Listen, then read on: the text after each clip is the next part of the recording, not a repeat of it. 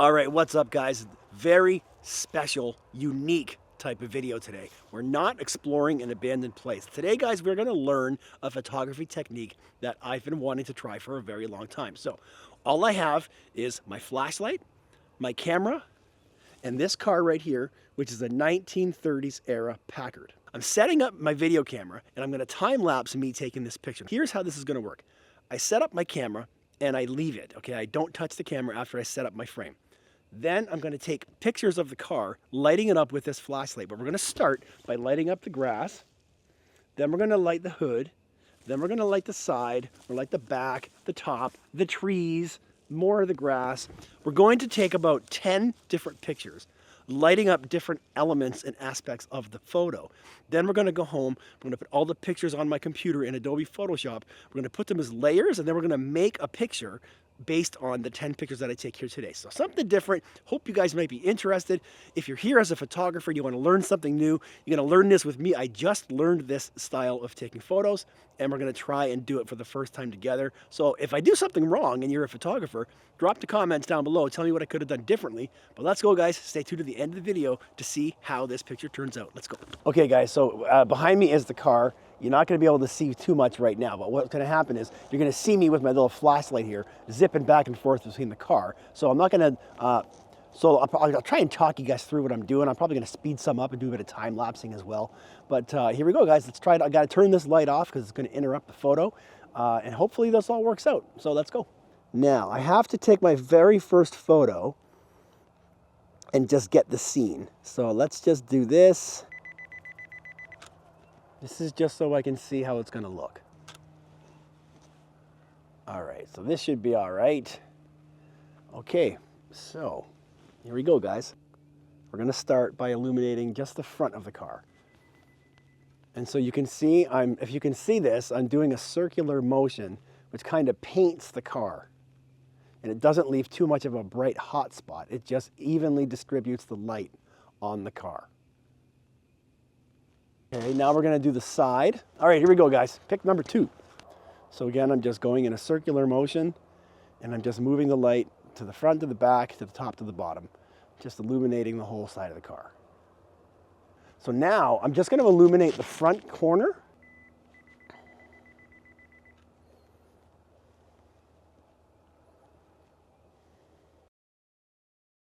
And now I'm gonna illuminate the back corner.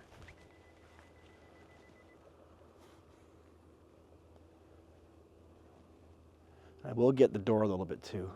Okay, so what we're gonna do now then is I'm gonna light up the trees around the car. So this will be its own layer of just the trees. And sure, I'm getting a little bit of light on the car, but when we get in Photoshop, you'll see that that won't really matter. All right, and now I'm going to do the grass. I'll do the front grass, the side grass, and the back grass. So that'll be 3 different shots.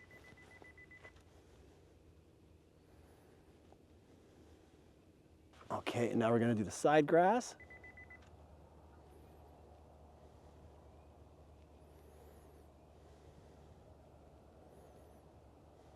All right, and now we're gonna do the grass at the back.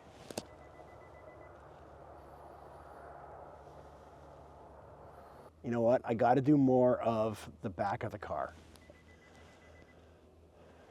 and the roof. I'm gonna do a couple of different shots of different parts of the car. Like just this front corner here first. And then I'm gonna do the doors on their own.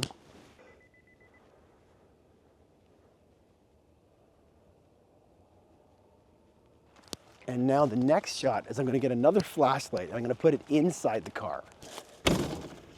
I don't want it to be too much of a hot spot. So maybe if I put it on the floor, point it up.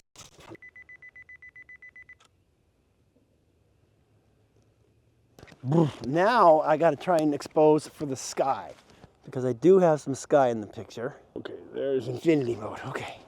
Whew, all right, here we go. Shoot just for the sky now.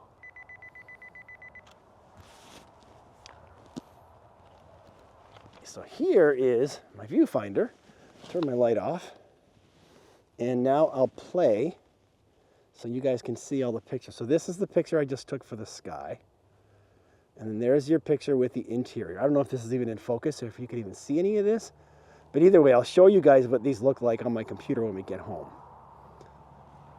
But this is what I've done. I've lit all the different sides and angles of the car. This is the very first one I took, which is when I was just blasting my flashlight all over the place.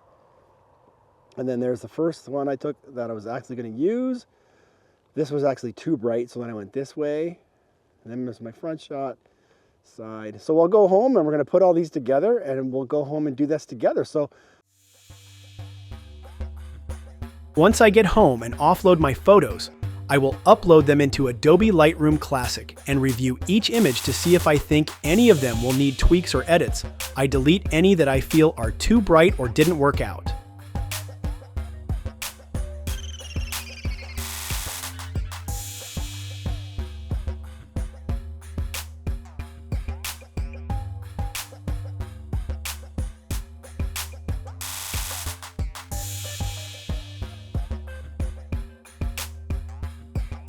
Next, I will make sure that they all have the same white balance.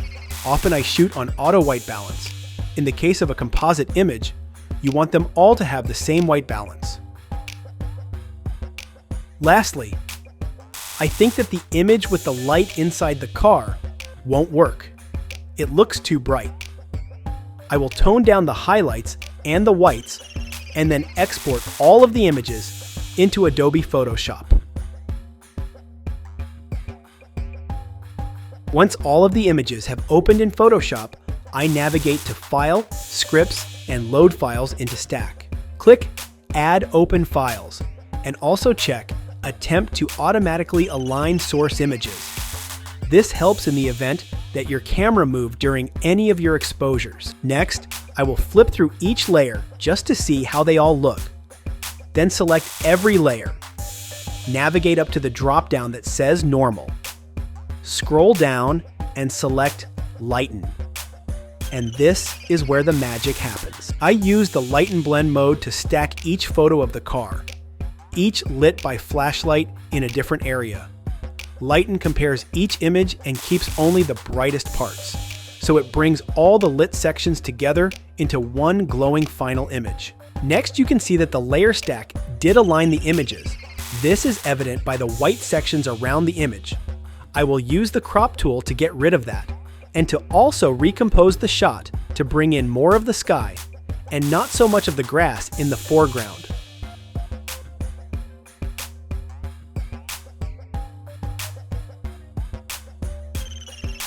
Now, I am clicking through each layer to see which ones are too bright or where adjustments are needed.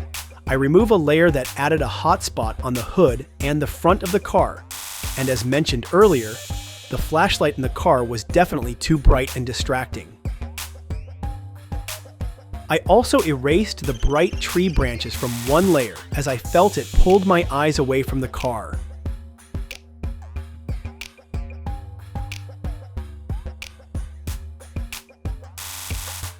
Lastly, I will save the image as a PSD file so I can open it up again in Lightroom to make any final tweaks. In Lightroom, I will play around with the sliders for exposure and highlights. I will add a landscape linear gradient that applies overall basic corrections to the bottom half of the photo. I will mask out the bright spot on the middle right side, check my texture, clarity, exposure, straighten up my horizon line, and export the final image. While it's not a perfect image, I am happy with how this came out for my first attempt at a composite image creation with 13 different layers all lit differently. I'm sure there are many different ways that this photo could have been taken with many other methods of post-processing. Let me know in the comments below what you would have done differently, or if this has inspired you to get out and try this for yourself.